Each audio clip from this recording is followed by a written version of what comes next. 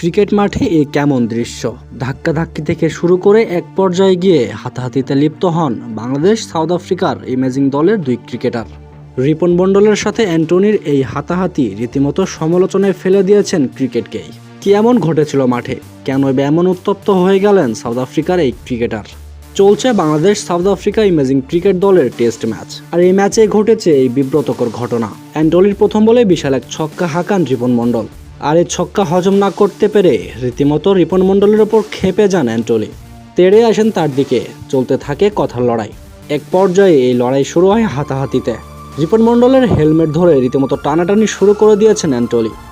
আম্পায়াররা এসেও যেন রীতিমতো থামাতে পারছিলেন না অ্যান্টনিকে। পরবর্তীতে সতীর্থ খেলোয়াড়রা এসে টেনে নিয়ে যান তাকে। ক্রিকেট মাঠে এমন দৃশ্য সত্যি অকল্পনীয়। বোলিংয়ে এসে ব্যাটসম্যানের কাছে যদি আপনি ছক্কা হজমে না করতে পারেন, তাহলে আপনার খেলারই কি দরকার?